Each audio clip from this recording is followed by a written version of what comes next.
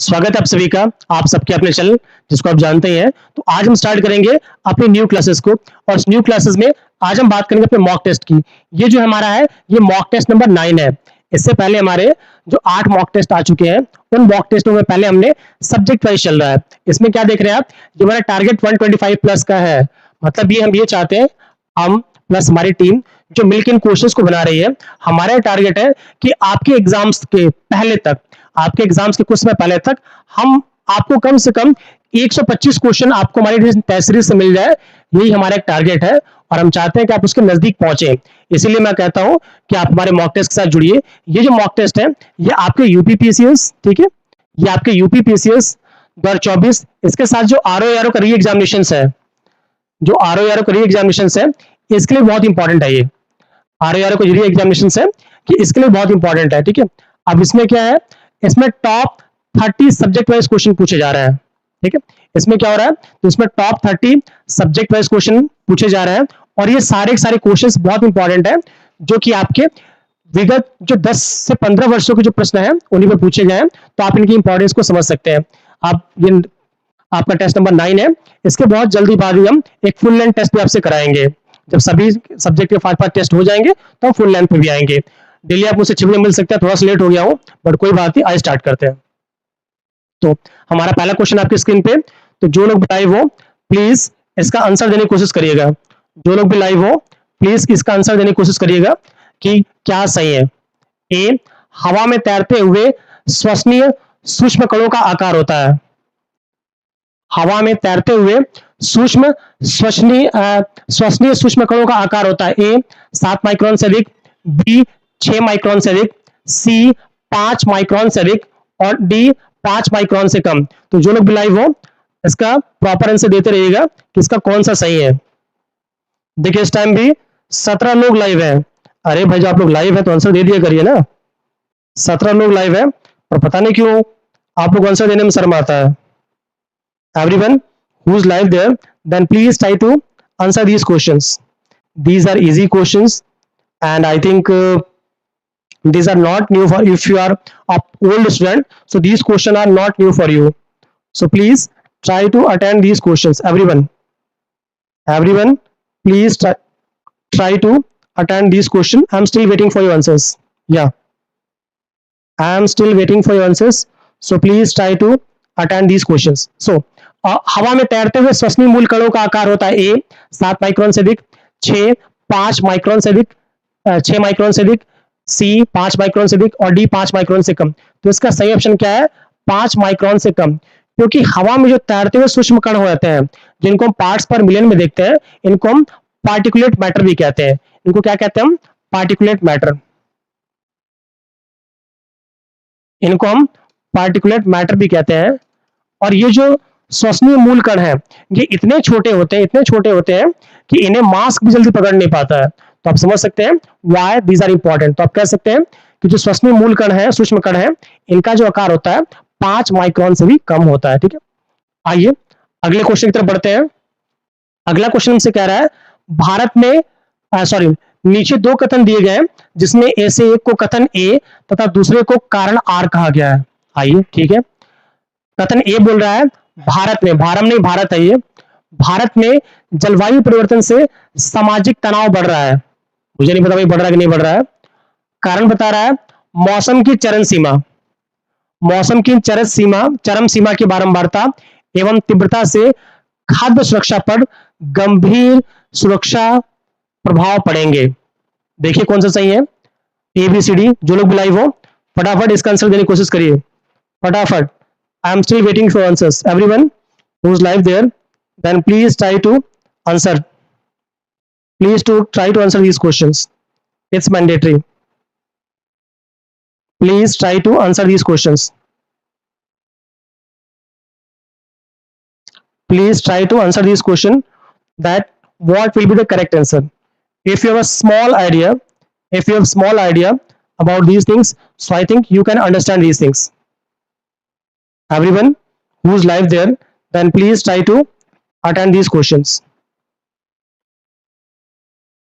Please try to attend these questions. So अब देखिए, जब हम जलवायु परिवर्तन की बात करते हैं, किसकी बात करते हैं हम? जब हम जलवायु परिवर्तन की बात करते हैं, तो इसको समझ ही लेते हैं।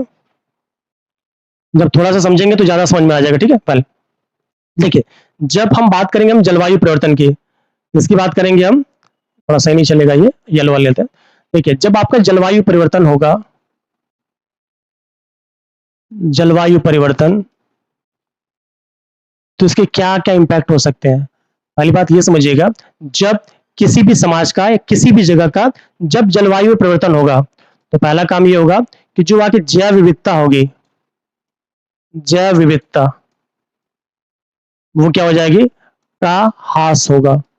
जैव विविधता का क्या होगा? ह्रास होगा। इसके साथ साथ जो आपकी कृषि है, कृषि में अवनति होगी। मतलब ये कह सकते हैं कि कृषि में जो प्रोडक्शन है, जो खाद्यान्न प्रोडक्शन है, आप इससे ये कह सकते हैं जो अवनति होगी, इससे क्या होगा? जो आपका खाद्यान्न, जो खाद्यान्न का स्तर है वो नीचे जाएगा। खाद्यान्न का स्तर क्या होगा? नीचे जाएगा। ये आपके जलवायु परिवर्तन क्या है। इसके साथ साथ भुखमरी, इससे होगा क्या? भुखमरी आएगी। क्या होगा? आपकी भुखमरी, अकाल, भुखमरी, अकाल, ये सारी कंडीशंस आती रहेंगी। भुखमरी आएगा, अकाल आएगा, ये सारी कंडीशंस आएंगी। नेक्स्ट आप ये कह सकते हैं कि जब ये और ज्यादा जलवायु परिवर्तन होगा, जब इस जलवायु में और ज्यादा परिवर्तन होगा, ठीक है, जब इस जलवायु में और ज्यादा परिवर्तन होगा, तो एक कंडीशन ये आएगी कि जो भी ऑर्गेनिज्म, ठीक है, जो आपका एक टर्म होता है survival of the fittest, survival of the fittest, of the fittest, आपने डार्विन का लॉ सुना होगा, ये ऑफ द फिटेस्ट, मतलब ये है कि केवल वही ऑर्गेनिज्म सर्वाइव कर पाएंगे which can change their self according to environment, जो अपने आप को एनवायरमेंट के अकॉर्डिंग चेंज कर पाएंगे, केवल वही ऑर्गेनिज्म इस धरा पर, इस जलवायु में जीवित रह पाएंगे। तो ये जलवायु के मेन इफेक्ट है कि भाई जैव विविधता खत्म हो जाएगी, कृषि में अवनति होगी, खाद्यान्न सुरक्षा का स्तर आ जाएगा, भुखमरी होगी, अकाल होगी, और आपको पता है जब भुखमरी बढ़ेगी तो आपसी वैमनस्य भी बढ़ेगा, क्योंकि अमीर और अमीर होते रहेंगे, उनके पास पर्याप्त रहेगा, गरीबों के पास कुछ नहीं रहेगा। तो भाई मरता क्या ना करता, तो क्या करेंगे? वो आपस में झगड़ेंगे, अहिंसा पे आ जाएंगे। तो याद रखिएगा इसको, ठीक है। तो अब इसके ऑप्शंस को एलिमिनेट करते हैं हम। तो भारत में जलवायु परिवर्तन के सामाजिक तनाव बढ़ रहा है, बिल्कुल सही बात है भाई, अगर जलवायु परिवर्तन होगा तो सामाजिक तनाव बढ़ेगा या बढ़ रहा है, ठीक है। मौसम की चरम सीमा की बारंबारता एवं तीव्रता में खाद्य सुरक्षा पर गंभीर प्रभाव पड़ेंगे, ये बिल्कुल ही सही है, बट इसका सही आंसर नहीं है ये कि भारत में जलवायु परिवर्तन से सामाजिक तनाव बढ़ रहा है। दोनों सही है बट इसका सही आंसर नहीं है, तो क्या कहेंगे आप? Option B, both are correct but R is not expression of A. Now will move to the next question. कह रहा है निम्न में से कौन सा भारत में स्थापित प्रथम राष्ट्रीय उद्यान है? कौन सा भारत में स्थापित प्रथम राष्ट्रीय उद्यान है? हमारे ऑप्शंस है, ए चंदौली राष्ट्रीय उद्यान, बी जिम कॉर्बेट राष्ट्रीय उद्यान, सी गिर वन राष्ट्रीय उद्यान, और डी दुधवा राष्ट्रीय उद्यान। ये 4 उद्यान है, ठीक है, ये 4 उद्यान है। आपको ये बताना है इसमें से कौन सा भारत में स्थापित आपका प्रथम राष्ट्रीय उद्यान है। जो लोग भी लाइव हो जल्दी से आंसर देने की कोशिश करिएगा। Everyone who is live there please try to attend these questions. बिल्कुल इन क्वेश्चंस का आप आंसर देने की कोशिश करिए, इनमें से कौन सा सही है, इनमें से कौन सा सही है, जल्दी से आंसर देने की कोशिश करिएगा। अच्छा कुछ लोग आंसर दे रहे हैं, ओके। जज creators, nice topic, thank you creator साहब। एक आईएएस बाबा वाले हैं, नाइस। कोई पिंकू बाबू है, सुपर, थैंक यू। वेल, जो लोग भी लाइव हो भाई फटाफट आंसर दे दिया करिए वरना मैं गुस्सा हो जाऊंगा।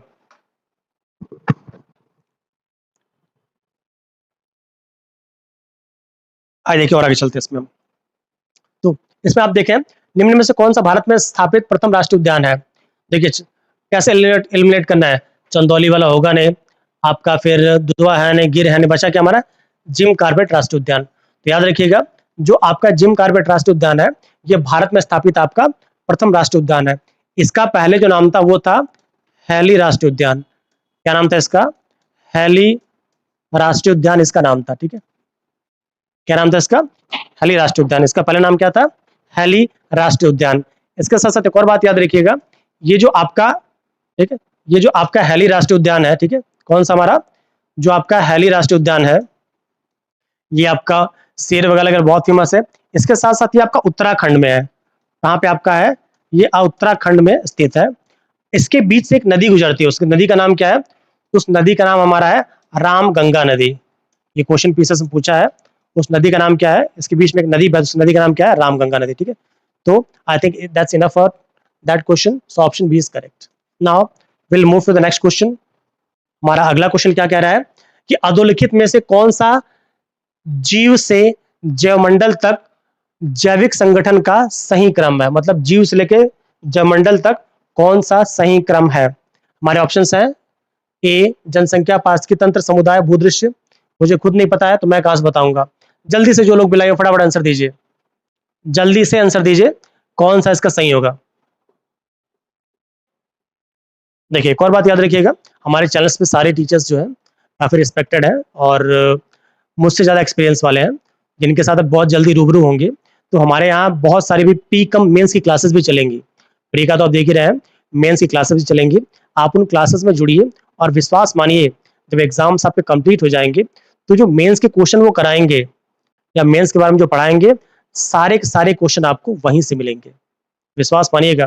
पॉलिटी हो गया, फिर आप कह सकते हैं हिस्ट्री हो गया, ज्योग्राफी हो गया, इवन हिंदी की बात मैं कर रहा हूँ, निबंध की बात भी मैं कर रहा हूँ, और सारा का सारा मतलब आप ये कह सकते हैं कि हम आपको P2I ले जाएंगे। आप कहेंगे सर P2I क्या है? मतलब प्रीलिम्स से लेके सीधे इंटरव्यू तक P2I, मतलब प्रीलिम्स में आपको बुलाएंगे और इंटरव्यू तक आपके साथ रहेंगे। आपने सुना होगा ना कि भाई जिंदगी के साथ भी जिंदगी के बाद भी LIC वाला, तो हमारा स्थान बिल्कुल भाई LIC वाला है, हमेशा आपके साथ बने रहेंगे, इस बात के लिए आप निश्चिंत रहिए। ठीक है, आइए इसमें हम देखते हैं। चलिए काफी लोग लाइव हैं।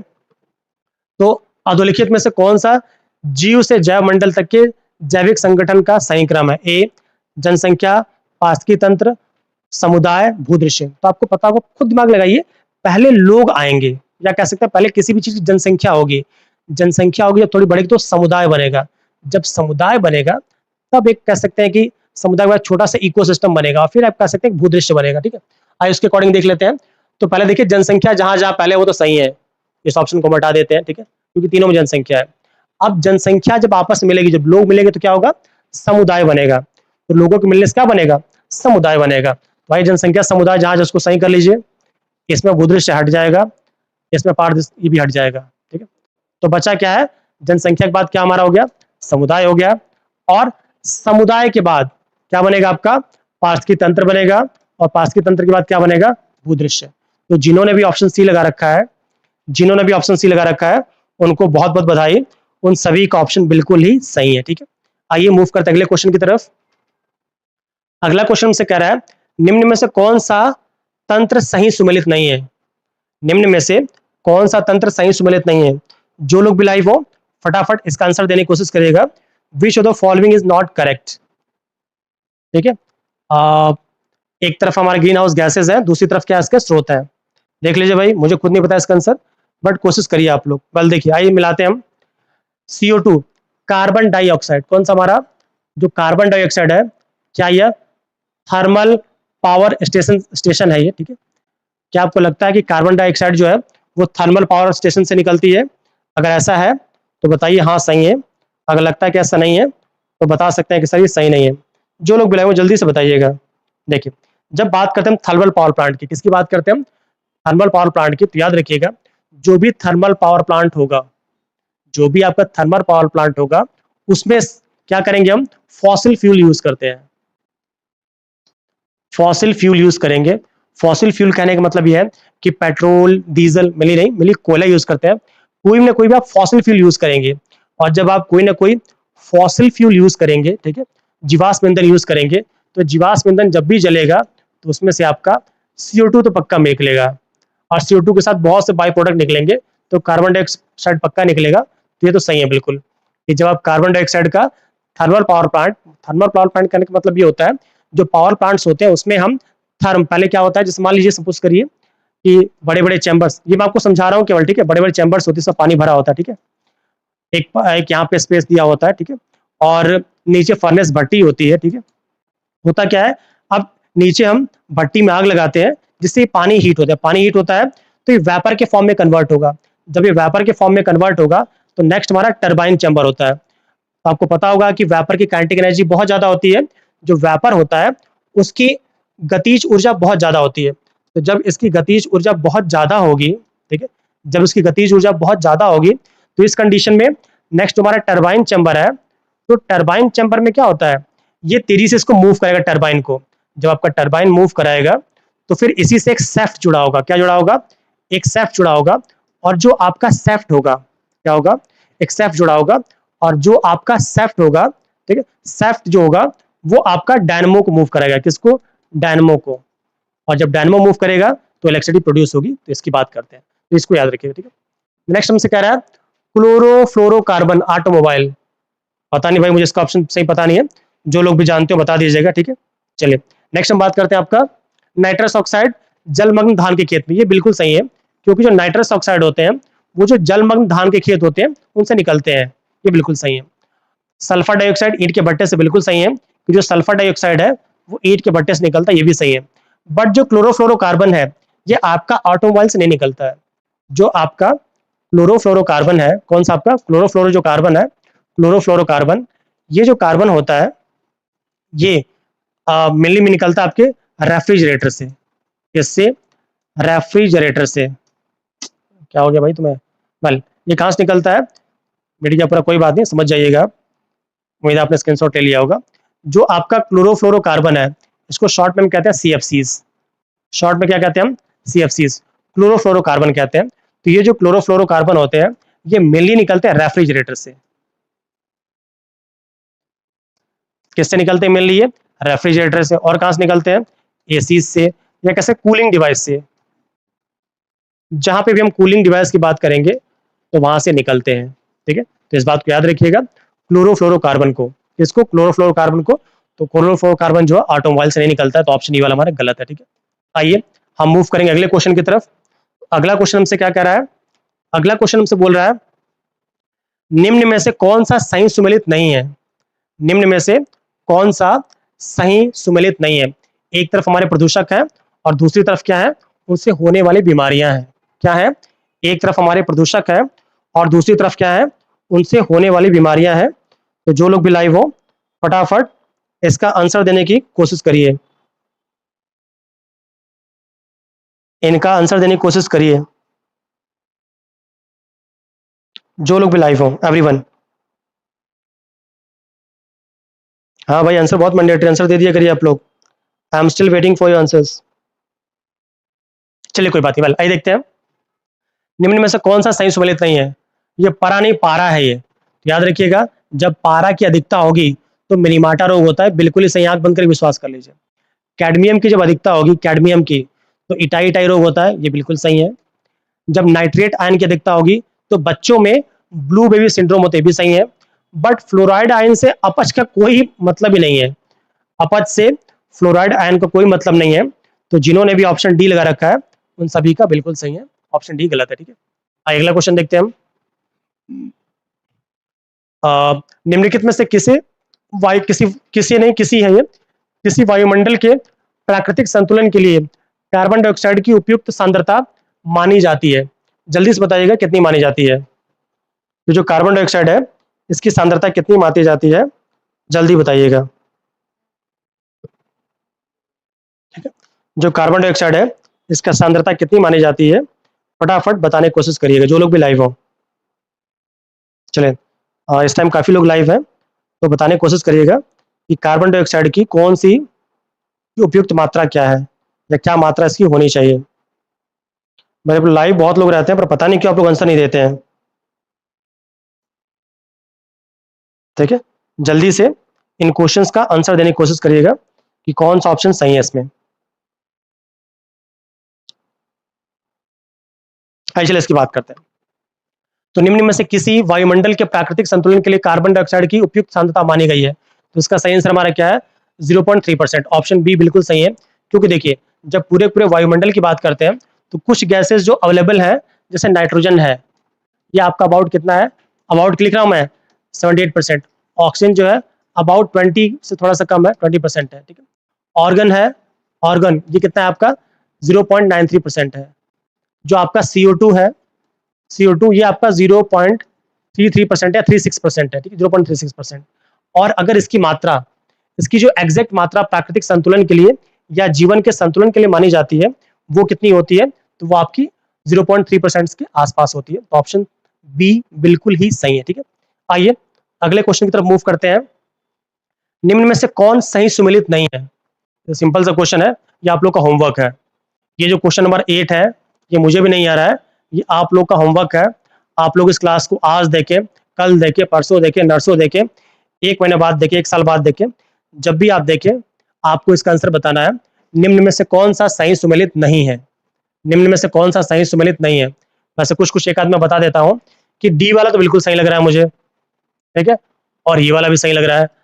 अब आपको बी और सी में से बताना है कौन सा सुमेलित नहीं है। और एक और निवेदन है कि भाई जो भी आंसर लिखिएगा तो उस टॉपिक के बारे में कम से कम 3-4 लाइन और लिखिएगा, क्योंकि जब आप कुछ लिखते हैं, याद रखिए जब कुछ लिखते हैं तो आपके दिमाग में हमेशा वो छप जाता है। तो जल्दी से बताइएगा कि इसमें कौन सा सही। ठीक है, आइए अगला क्वेश्चन देखते हैं। जैव विविधता को अधिकतम संकट है? ए प्राकृतिक विनाश एवं वनस्पतियों के विनाश से, बी अनुपयुक्त कृषि क्रियाओं से, सी जलवायु प्रदूषण से, और डी जल प्रदूषण से। ये तो सिंपल सा क्वेश्चन है, आप बता सकते हैं कि जैव विविधता को सबसे अधिक संकट है वो प्राकृतिक निवास से। जो किसी भी ऑर्गेनिज्म का जो प्राकृतिक निवास होगा, अगर उसमें कमी करेंगे, ठीक है, किसी भी ऑर्गेनिज्म का जो प्राकृतिक निवास है अगर उससे आप छेड़छाड़ करेंगे तो वो ऑर्गेनिज्म जीवित ही नहीं रह पाएगा। जो ऑर्गेनिज्म होगा वो जीवित नहीं रह पाएगा, धीमे धीमे उसका जीवन खत्म हो जाएगा, क्योंकि उसको जीवन जीने के लिए जो उपयुक्त दशाएं चाहिए वो नहीं मिलेंगी। क्योंकि जो प्राकृतिक आवास का मतलब घर से नहीं होता है। प्राकृतिक आवास करने का मतलब जैसे मान लीजिए कोई पेड़ पौधा, जैसे इलायची का पौधा है, आपको पता होगा इलायची का पौधा जो है वो बहुत अच्छी तरह ग्रो करेगा आपका साउथ इंडिया में। अब आप उसको राजस्थान में लगा दें, इज इट पॉसिबल कि ग्रो कर पाएगा? नहीं, क्योंकि वो उसका प्राकृतिक आवास नहीं है। That's what happen. ठीक है, अगला क्वेश्चन देखते हैं हम कि निम्नलिखित में से कौन कौन से जलवायु परिवर्तन के प्रमुख कारण है? ए जीवाश्मिक ईंधन का अत्यधिक प्रज्वलन हो सकता है, बी तेल चालित स्वचालितों की संख्या में विस्फोटन, बिल्कुल हो सकता है, थर्ड है सौर धधक में वृद्धि, पता नहीं, डी अत्यधिक वनोन्मूलन। तो आप देख रहे हैं जो ये सौर धधक में वृद्धि है, अरे इससे कोई मतलब ही नहीं जलवायु परिवर्तन से भाई। सूर्य कहाँ है, हम कहाँ हैं? तो ऑप्शन 3 को तो हटा दीजिए, जहां जहां 3 दिख जाए वो तो बिल्कुल हटा दीजिए। क्या केवल 1 और 4 है? नहीं भाई, ये वाला भी तो है, 2 भी है, क्योंकि तेल तेल चालित स्वचालित, भाई जो हमारी कारें चल रही हैं, ठीक है, जो हमारी कार्स चल रही हैं, तो कारों में पेट्रोल डीजल पड़ रहा है, उनसे भी तो आपका ग्लोबल वार्मिंग होती है, आपका कह सकता है कि पॉल्यूशन बढ़ता है। तो 1 2 4 सही है, तो 1 2 4 मतलब ऑप्शन बी बिल्कुल सही है। ठीक है, आइए अगला क्वेश्चन देखते हैं। निम्नलिखित में से कौन सा सही सुमेलित नहीं है? ए नीलहरी सवाल धान में, अच्छा, बी राइजोबियम लेग्यूमिनोरम मटर में, सी एजेटोबैक्टर गेहूं में, एजोला मक्के में। जो लोग भी लाइव हो फटाफट इसका आंसर देने की कोशिश करिएगा सभी लोग, बिना शर्माए, बिना शर्माए इन क्वेश्चंस का आंसर दीजिए। I am still waiting for your answers everyone. मैं आप सभी के उत्तरों की प्रतीक्षा कर रहा हूं तेजी के साथ। जल्दी से बताइएगा इसमें से कौन सा उपयुक्त नहीं है, क्योंकि ये ज्यादा जरूरी है। ठीक है, जो लोग भी लाइव हो फटाफट इसका आंसर देने की कोशिश करिएगा। ठीक है, चलिए, उम्मीद है आप आंसर दे रहे होंगे धीरे धीरे, बट मेरे पास पहुंच नहीं रहा है। ठीक है, जब पहुंच जाएंगे तो फिर मैं बताऊंगा किसका आंसर सही था। ठीक है, वेल, काफी लोग लाइव रहते हैं भाई, आप लोग दिन प्रतिदिन आपकी संख्या बढ़ती जा रही है, और पता नहीं क्यों आपकी संख्या तो बढ़ रही है, बट जो आंसर देने वाली संख्या है वो थोड़ी घट जाती है। कोई बात नहीं, चलता रहता है। ठीक है, फटाफट आंसर दीजिएगा आप लोग। आइए चलिए, कोई बात नहीं।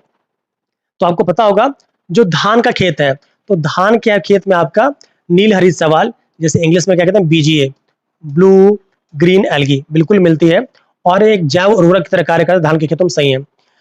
राइजोबियम लेग्यूमिनोरम मटर में मिलता है, आपको पता होगा मटर का साइंटिफिक नेम क्या होता है? Pisum sativum. मटर का साइंटिफिक नेम क्या होता है? Pisum sativum.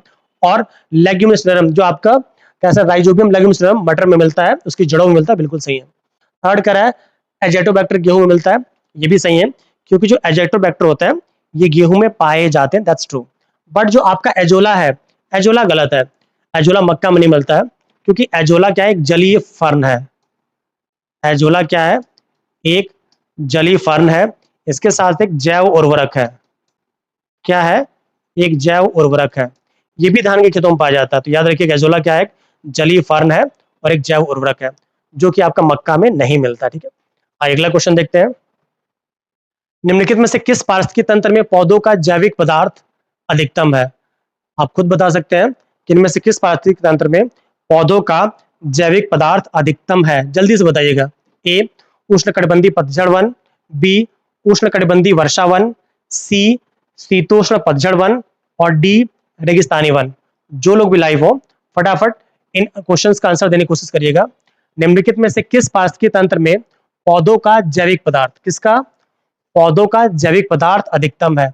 ए उष्णकटिबंधीय वर्षा वन, बी उष्णकटिबंधीय पतझड़ वन, बी उष्णकटिबंधीय वर्षा वन, सी शीतोष्ण पतझड़ वन और डी रेगिस्तानी झाड़ियां।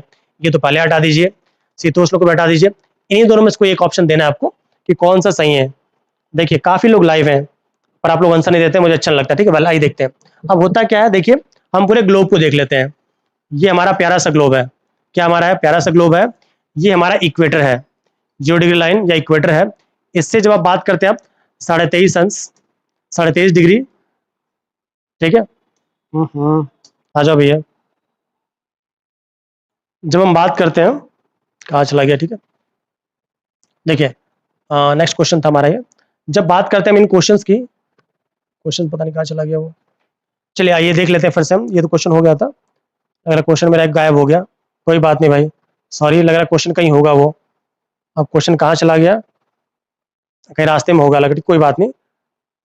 कहाँ गया, कहाँ गया? चलिए लग रहा है क्वेश्चन कहीं गायब हो गया या कहीं आगे शिफ्ट हो गया होगा, मिलेगा फिर से। ठीक है, आइए देख लेते हैं इसको। तो कह रहा है भारत सरकार ने वन संरक्षण अधिनियम किस वर्ष पारित किया गया? देखिए ये वन संरक्षण कह रहा है, पर्यावरण नहीं कह रहा है। तो 1980 बिल्कुल सही, जिन्होंने 1980 लगा रखा है सभी का सही है। जब बात करेंगे आप पर्यावरण संरक्षण की, ठीक है, अगर यही हमसे पूछता क्या, आप बताइए पर्यावरण संरक्षण अधिनियम क्या हमारा है? पर्यावरण संरक्षण अधिनियम, पर्यावरण संरक्षण अधिनियम। याद रखिएगा, जो आपका पर्यावरण संरक्षण अधिनियम है ये कब पास किया गया था? तो सीधे बोलेंगे आप सर 1986 में। कब पारित किया था? 1986 में। बाकी सब तो फर्जी है। ठीक है, आइए अगला क्वेश्चन देखते हैं कि सूची 1 को सूची 2 से सम्मिलित कीजिए तथा सूचियों के नीचे दिए गए कूट को सही में मिलाइए। ठीक है, एक तरफ हमारे क्या वन है और दूसरी तरफ क्या है, कहाँ कहाँ मिलता है। देखिए सपोज करिए आपको एक भी नहीं आता है, सपोज करिए आपको एक भी नहीं आता है और हम कुछ आंसर्स देने की कोशिश करते हैं कि निम्न में से कौन सा सही हो सकता है। आइए देखते हैं।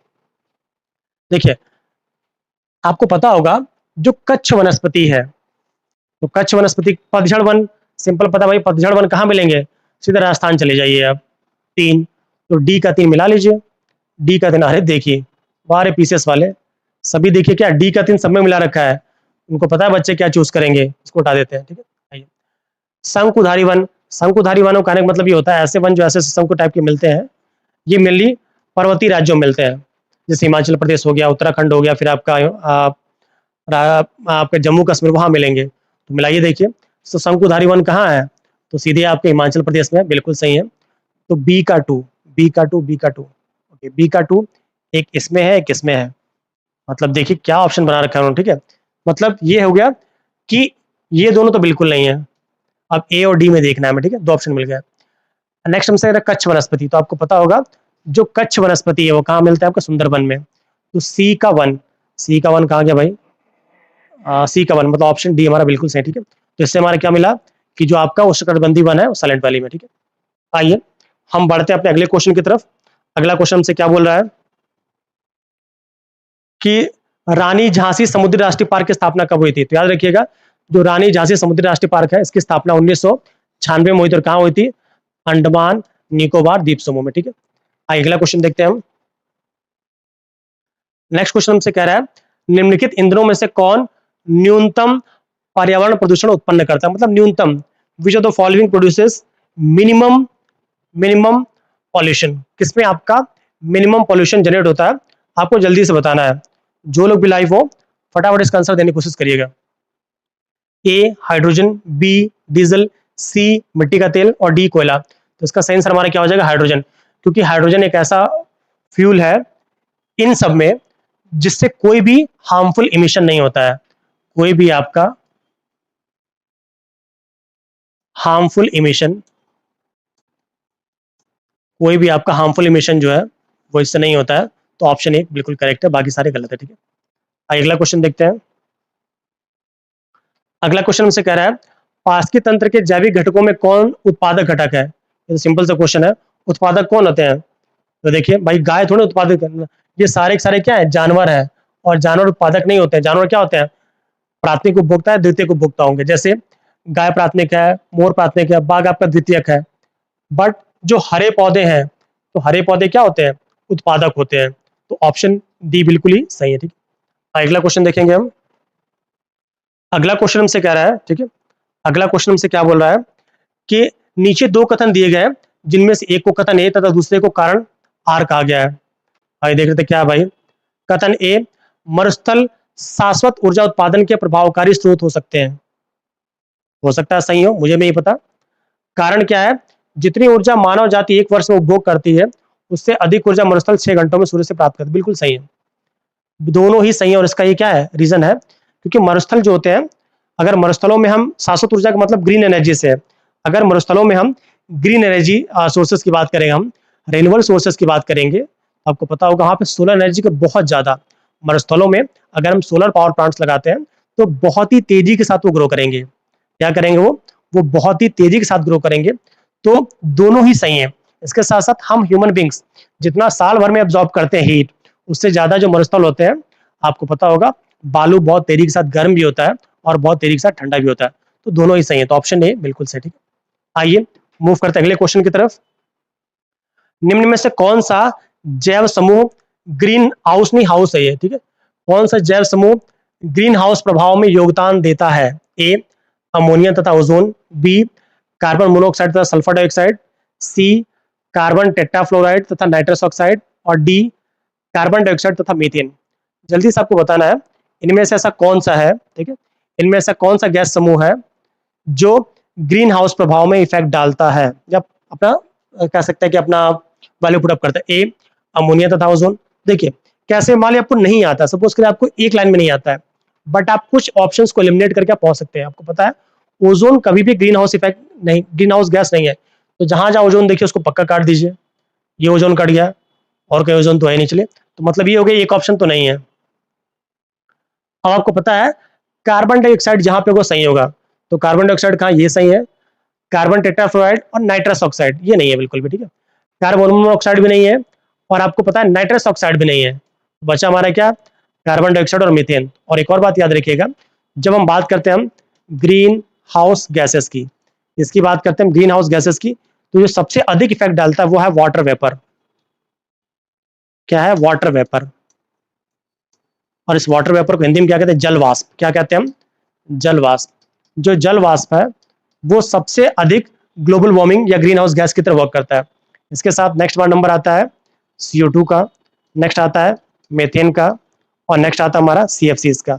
CFCs बोले तो क्लोरोफ्लोरोकार्बन्स का। ठीक है, तो ये सब आपके मेन ऐसे गैसेज हैं जो कि आपके ग्रीन हाउस इफेक्ट डालते हैं। ठीक है, तो जिन्होंने इसको लगा रखा है वो सभी लोग बिल्कुल ही सही। ठीक है, आइए मूव करते हैं अगले क्वेश्चन की तरफ कि सर्वाधिक स्थायी पारितंत्र, पारितंत्र होगा ये, निम्न में से कौन सा सर्वाधिक स्थायी पारितंत्र है। ए, मरुस्थल, बी, महासागर, सी, पर्वत, और डी, वन। ठीक है, जो लोग भी लाइव हो इसका आंसर देने की कोशिश करिएगा कि इनमें से कौन सा सही है। वेल चलिए कोई बात नहीं, मैं ही बताता हूँ। अब स्थायी का मतलब ये मत समझ जाइएगा कि सर जो पर्वत है वो तो हिलता नहीं है, तो आप लोग फटाफट अगर पर्वत मार के आएंगे तो गलत हो जाएगा। पर्वत नहीं है, वन भी नहीं है, क्योंकि वन कट सकते हैं। मरुस्थल तो बिल्कुल नहीं है, क्योंकि मरुस्थल में ऐसा कोई पारितंत्र लायक कोई चीज ही नहीं है वहां पे, क्योंकि हमेशा रेगुलर नहीं रहता है। तो बचा हमारा क्या, महासागर। जो महासागर होते हैं वो सबसे स्थायी पारितंत्र है। मरुस्थल क्या है, ये सबसे स्थायी पारितंत्र है, क्योंकि आपको पता होगा अबाउट 2/3 पूरे वर्ल्ड में, अबाउट 2/3 क्या है, वाटर है। पूरे वर्ल्ड में अबाउट 2/3 वाटर भरा पड़ा है, 2/3 भाग क्या है, पानी भरा हुआ है। तो आप आराम से समझ सकते हैं कि जो सबसे स्थायी, सबसे अधिक हमारा क्या है, आपका समुद्री भरा पड़ा है। जब समुद्री सबसे अधिक है तो सबसे अधिक स्थायी पारितंत्र हमारा क्या होगा, क्योंकि इसके साथ साथ जो पानी है, जो सागर है, जो आपका सागर है, आपको पता होगा सागर में, ठीक है, सागर में इतने ज्यादा जलीय जीव रहते हैं कि, और इसके साथ साथ वो सागर इतना लंबा है कि वो पारतंत्र जल्दी खत्म होगा ही नहीं। तो जिन्होंने भी ये लगा रखा है ऑप्शन, जिनके मन में भी, देखिए अगर आपको आंसर नहीं देना कोई बात नहीं, आप जहां बैठे वहीं सब देखा करिए। तो बिल्कुल से जिन्होंने महासागर लगा रखा, ठीक है। अगला क्वेश्चन देखते हैं, विलुप्त होने वाली प्रजातियों की सूचीबद्धता होती है। भाई ये क्वेश्चन तो मैं नहीं बताने वाला, ये क्वेश्चन आप सभी लोग को होमवर्क होगा, आपको ये बताना है इनमें से कौन सा सही है। ऐसे होमवर्क, इस वीडियो को आप आज देखें, कल देखें, परसों देखें, नरसों देखें, 10 साल बाद देखें, यूट्यूब पर अगर रहता है तो आपको बताना पड़ेगा कि सर कौन सा ऑप्शन सही है, ठीक है। विलुप्त होने वाले प्राणियों को, क्योंकि क्लास 3rd से आप पढ़ते आ रहे हैं, एक छोटे बच्चे से भी आप पूछेंगे वही बता देगा कि सर जो विलुप्त होने वाले प्राणी होते हैं उनको हम किस बुक में उनका नाम रखते हैं, ठीक है। फिर भी मैं एक आध हटा देता हूँ, उपयुक्त में से ये भी नहीं है, ये भी नहीं है। अब इन दोनों में से आपको कोई चूज करना है, ऑप्शन ए या बी, कि विलुप्त होने वाले प्रजातियों की सूचीबद्धता में कहाँ की जाती है, ठीक है। ये होमवर्क है, क्वेश्चन नंबर 21, आपको आंसर देना होगा, ठीक है। अगला क्वेश्चन देखते हैं, निम्नलिखित में से कौन सी, निम्नलिखित में से कौन सी जैव विविधता के लिए, निम्नलिखित में से कौन सी जैव विविधता के संरक्षण के लिए महत्वपूर्ण है, महत्वपूर्ण है, महत्वपूर्ण रणनीति है। कौन सा जैव विविधता के लिए महत्वपूर्ण रणनीति आपको ये बताना है। ए जैव मंडल रिजर्व, बी वानस्पतिक उद्यान, सी राष्ट्रीय पार्क, और डी जंगली जंतु अभ्यारण्य। सभी लोग जो लाइव हो,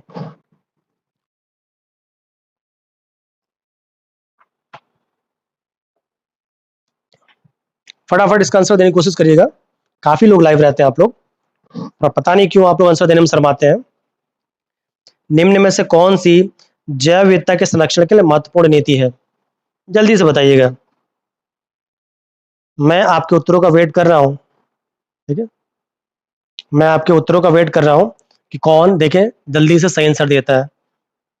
सभी लोग जो लोग भी लाइव हो, फटाफट इसका आंसर देने की कोशिश करिएगा जल्दी से, कि निम्नलिखित में से कौन सा जैव विविधता के संरक्षण के लिए सबसे महत्वपूर्ण है। जल्दी से बताइए, निम्न में से कौन सा जैव विविधता के संरक्षण के लिए महत्वपूर्ण है, जल्दी से बताइएगा।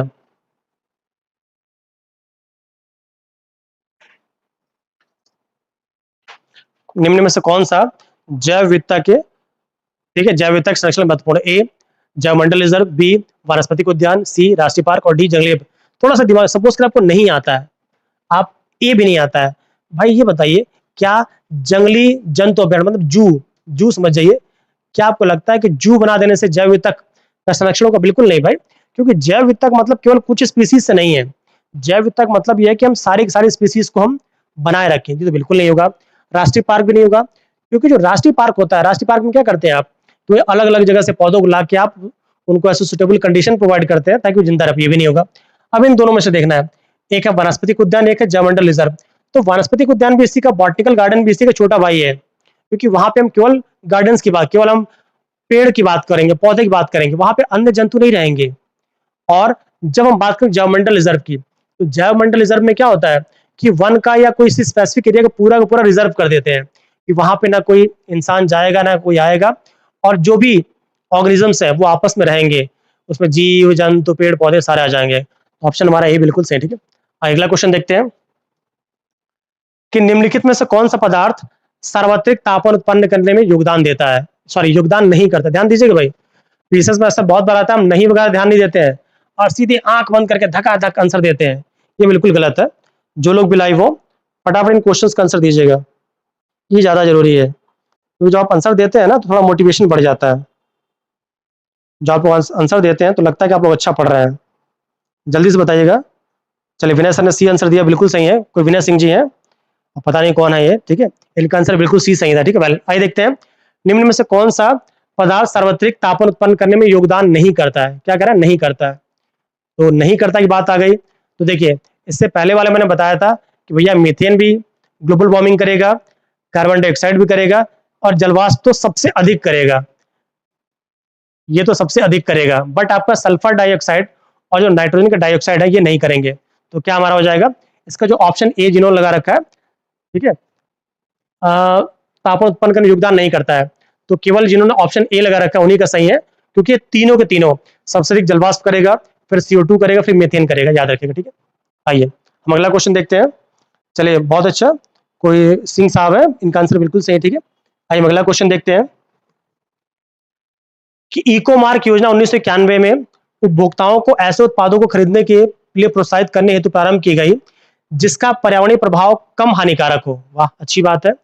निम्नलिखित उत्पाद उपभोक्ता उत्पादों में से कौन सा एक इस परियोजना के अंतर्गत सूचित अधिसूचित नहीं है? जल्दी से बताइएगा। ए साबुन एवं अपमार्जक, बी कागज एवं प्लास्टिक, सी सौंदर्य प्रसाधन एवं एरोसॉल, और डी औषधियां एवं प्रतिजैविक मीन्स मेडिसिन एंड एंटीबायोटिक्स। जल्दी से बताइएगा इनमें से कौन सा आंसर सही है। जो लोग भी लाइव हो फटाफट इसका आंसर देने की कोशिश करिएगा।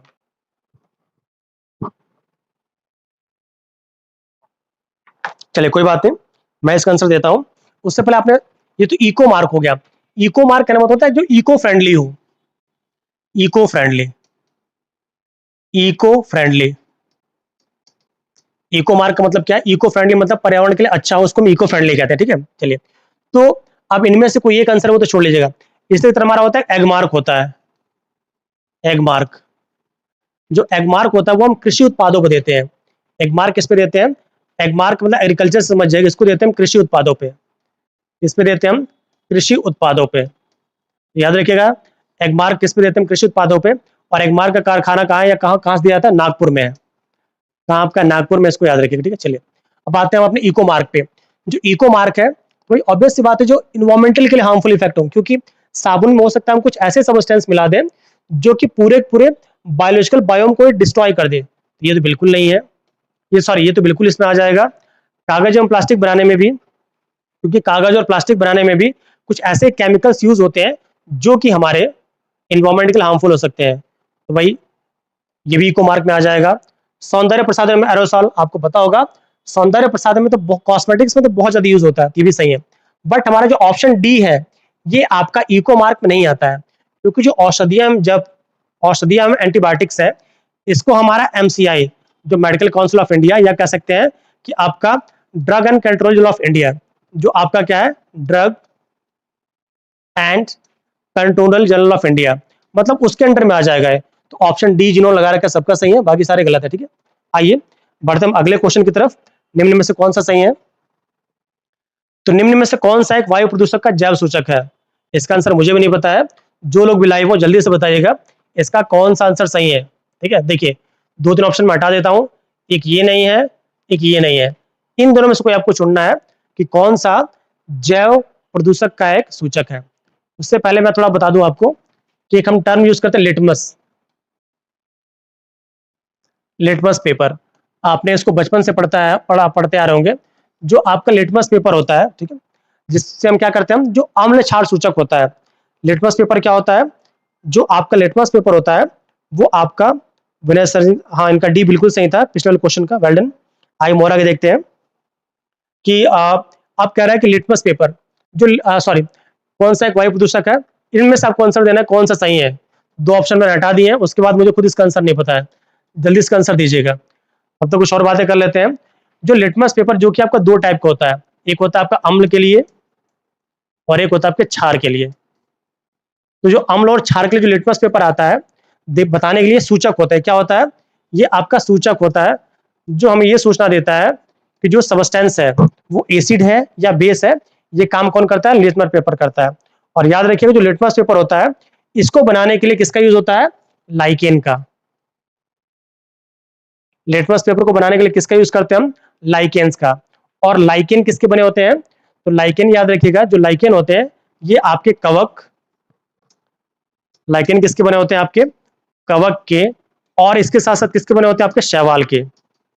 लाइकेन जो होते हैं कवक और शैवाल के सहभोजिता, एक टर्म होता है हमारा सहभोजिता, जिसको हम सिम्बायोसिस कहते हैं। किससे बना होता है? ये सहभोजिता से बना होता है। ठीक है, इसको याद रखिएगा।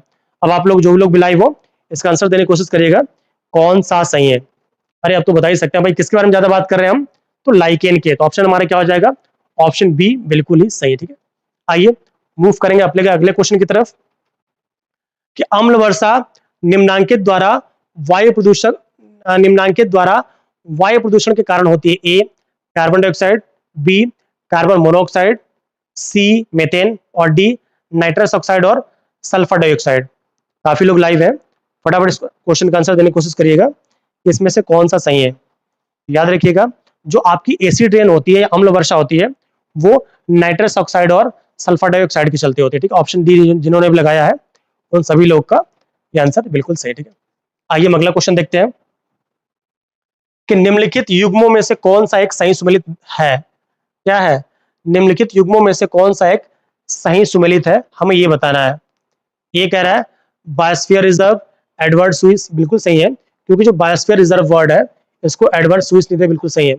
इकोसिस्टम, इसको एजी ट्रांसलेशन दिया था तो ये बिल्कुल गलत है। ठीक है, इकोलॉजी, सारे गलत, जब एक मिल गया था हमें ऑप्शन ए केवल से, बाकी सारे गलत है। ठीक है, अगला क्वेश्चन देखते हैं कि निम्नलिखित वायु प्रदूषकों में से कौन सा रक्त धारा को दुष्प्रभावित कर मौत उत्पन्न कर सकता है। कौन सा रक्त धारा को दुष्प्रभावित करके मौत उत्पन्न कर सकता है, इसका आपको आंसर देना है। तो जो लोग भी लाइव हो फटाफट इसका आंसर देने की कोशिश करिएगा भाई, बिकॉज ये ज्यादा जरूरी है। आप लोग क्लास देखते हैं, पढ़ते भी हैं, पर पता नहीं क्यों आप लोग लाइक भी अच्छे कर देते हैं, बट पता नहीं क्यों आप लोग आंसर नहीं देते हैं भाई। मैं आप लोग से नाराज चल रहा हूं। जल्दी से इन क्वेश्चंस का आंसर देने की कोशिश करिएगा कि कौन सा बिल्कुल सही है। ठीक है, कौन सा बिल्कुल सही है, फटाफट इसका आंसर दीजिएगा, क्योंकि जो आप आंसर देते हैं तो वो ज्यादा सही होता है।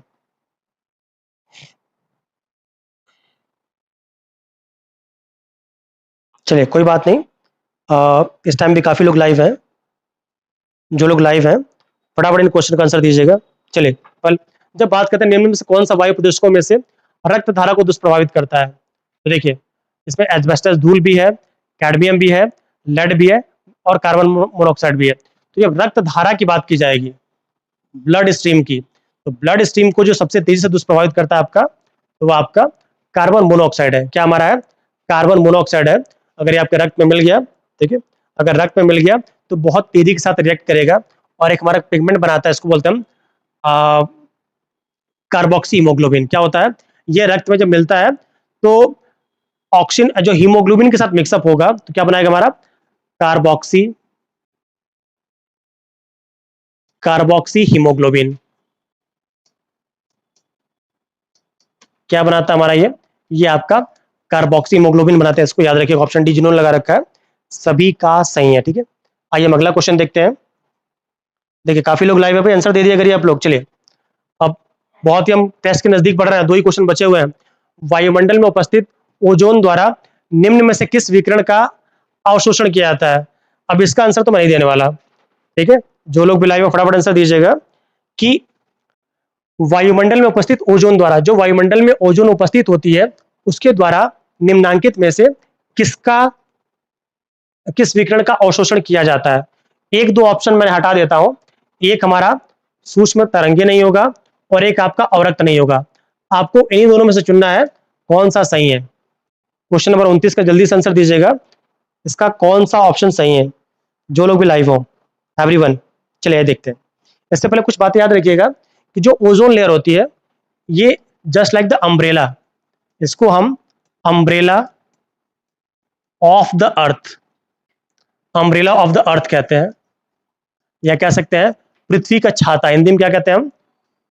पृथ्वी का छाता कहते हैं। अब आप कहेंगे सर पृथ्वी का छाता क्यों कहते हैं? क्योंकि जो ओजोन, इस ओजोन का फॉर्मूला होता है हमारा O3। इसका फॉर्मूला क्या होता है? O3 होता है। और इसका काम ये होता है कि जो हार्मफुल जो रेज आ रही हैं, जो आपकी हार्मफुल रेज आ रही हैं, ठीक है, सन की तरफ से, तो उसमें जो हार्मफुल अल्ट्रावायलेट रेज होती हैं, उसमें जो हार्मफुल अल्ट्रावायलेट रेज होती हैं ये उसको एब्जॉर्ब कर लेती हैं। क्या करती हैं? ये हार्मफुल अल्ट्रावायलेट रेज को एब्जॉर्ब कर लेती हैं और उसके बाद जो हमारे लिए अच्छी किरणें होती हैं उन्हीं को जमीन पर भेजती हैं। तो अब तो आंसर आप दे ही सकते हैं कि कौन सा ऑप्शन सही है। ये क्वेश्चन नंबर 29 भी है, ये भी आपका होमवर्क है। इस क्वेश्चन को आप आज देखें, कल देखें, परसों देखें, 10 साल बाद देखें, आपको आंसर कमेंट बॉक्स में लिखना है कि कौन सा सही होगा। ठीक है, आइए बढ़ते अपने अंतिम क्वेश्चन की तरफ, जो कि हमारे आज के टेस्ट का अंतिम क्वेश्चन होगा। आइए देखते हैं उसको। कि नीचे दो कथन दिए गए हैं जिनमें से एक को कथन ए था, दूसरे को कारण ए कहा गया है। चलिए देख, लगता है गलती से क्वेश्चन रिपीट हो गया है। इस क्वेश्चन का ऑप्शन भी आप लोग प्रीवियस ऑप्शन को देख के बताइएगा। इसके साथ साथ एक और निवेदन ये है, ये भी आपको होमवर्क है, ये क्वेश्चन गलती से रिपीट हो गया है, बस इसका ऑप्शन ए सही है, ठीक है। चलिए, निवेदन आपसे भी सही है कि आप इन क्लासेस में लगातार बने रहिए। इसके साथ साथ हमने जो टेस्ट सीरीज लॉन्च की है, अगर आप चाहते हो उस टेस्ट सीरीज में जुड़ना, तो हमारे ऑफिस को जो नंबर दिया गया है, आप वहां पे कांटेक्ट कर सकते हैं। इसके साथ साथ उस वीडियो में मैंने 3 जगह का एड्रेस बता रखा है लखनऊ का, जो कि आपका आलमबाग में है, नेशनल पीजी कॉलेज है, और फिर आपका दंडैया कपूरथला है। इन सेंटर्स पे जाके आप ऑफलाइन भी क्लासेस ले सकते हैं, और अगर आपको लगता है कि आलमबाग के नियर अबाउट है, तो आप जाके वहां पे क्लासेस ज्वाइन कर सकते हैं, या कह सकते हैं कि वहां पर टेस्ट सीरीज ज्वाइन कर सकते हैं। आप अगर लखनऊ से बिलोंग करते हो, अदरवाइज फिर आप ऑनलाइन टेस्ट सीरीज को भी ले सकते हैं। विश्वास मानिए कि जब भी आप टेस्ट देंगे, तो आपको पूरी तरह तैयारी कराने की, क्योंकि जो भी आप टेस्ट लेंगे, इनका जो एक्सप्लेनेशन होगा, आपको स्पेशली हमारे ऐप के माध्यम से या फिर यूट्यूब के माध्यम से दिया जाएगा। तो फ्रेंड्स, अगर आप चाहते हो कि तैयारी पूरी हो, तो लग जाइए हमारे साथ, विश्वास मानिए आपको हम खाली हाथ नहीं जान देंगे, ठीक है। चलिए फ्रेंड्स, आज के लिए इतना ही, मिलते हैं अगले वीडियो में। Till then keep learning, keep smiling. जय हिंद।